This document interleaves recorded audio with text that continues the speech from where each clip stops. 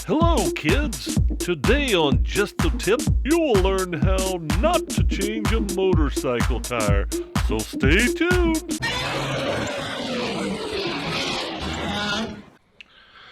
Well, as you can see, shockingly, I still have a little bit of tread left on here, which is a little bit unusual for me, but I started spinning the tire around and I could feel these lumps in here, which is what I was feeling when I was riding. I figured it was time. And then I found this. This is a little bit more like what the tires you see me riding on. You can see a little belt coming out right there. Not really good grip on belts. But yeah, you can see that's kind of typical for my tires. I do wear them out. I get every last drop out of it. But if you talk to somebody like Scooter Whalen, he will tell you what spot. Oh, you talking about your belts here? Yeah, that'll last you hundreds of miles. Hundreds of miles. You tell me if you could see all those lumps in this tire. Yeah, I knew I was in trouble when I started getting slowed down. Normally you can feel it under about 10 miles an hour. I got a dinged rim. Well, I got several dings in it. I think every damn BMW rim I've seen has a few dings in it. But if I ever got anybody to change this tire for me, which I doubt I would, they'd look at this and go, I ain't touching this. So just so you know, most people have got more sense than me. We're going to take this thing off and we're going to pop the valve out before we can knock this tire off the bead. So that's step number one. You can sit there and push all the air out, but that's the acme of foolishness. You ask me. It would be the acme of foolishness to inquire if you had a hairnet. So if you've never changed a tire, you need to watch a few videos, because it's you can learn a lot by changing tire or watching YouTube videos on changing tires. Tubeless tires are pretty easy, I think, but you will need a valve stem tool, and that's basically what this thing is. It fits down in there, like you can see there, hopefully, and it spins it. It's just I think they call these cores, valve core. So it's got a little valve in here, and you push this down and it lets air out. And the best way to get this tire off this bead, which is the second hardest thing, is you've got to knock that valve out of there first, and you got to find something in here to push this bead, or push this tire off the bead. But I'll see if I can show you that here shortly. But here's another thing you can pick up at Walmart, is a kit.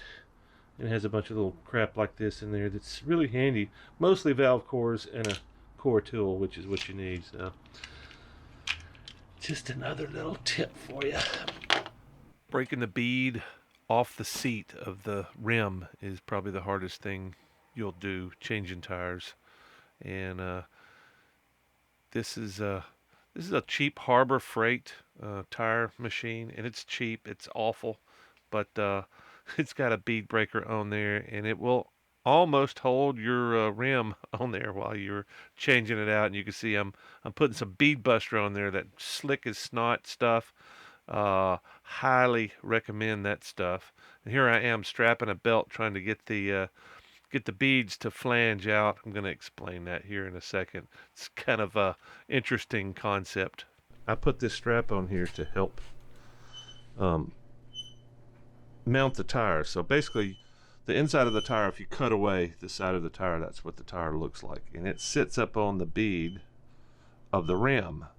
And so it kind of looks like this, except it's got a bead that goes around the rim too, an edge that it's supposed to seat on. I'm not sure if it's called bead or seat or whatever. Yes, so basically you're seating the tire.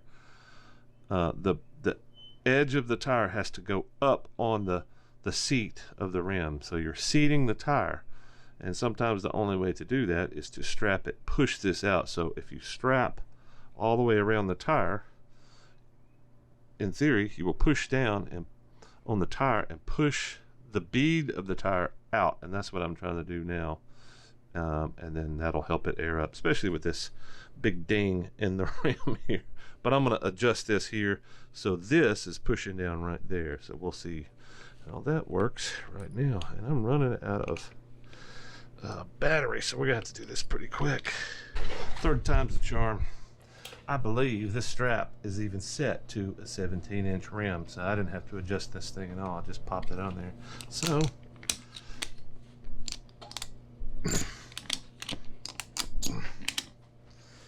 let's see.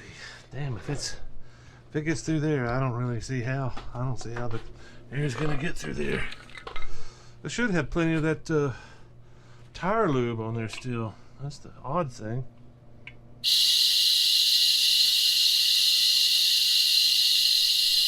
So after battling with that damn tire for almost an hour, I'd finally given up. I'd tried 3 different straps and none of them worked. So I finally decided to shoot some ether inside the tire and light the thing on fire, and it exploded and pushed the damn bead out exactly into position. It was a miracle. I've done it before.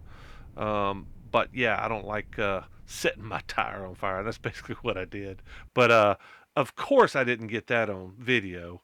Ran out of battery, and yeah, maybe next time.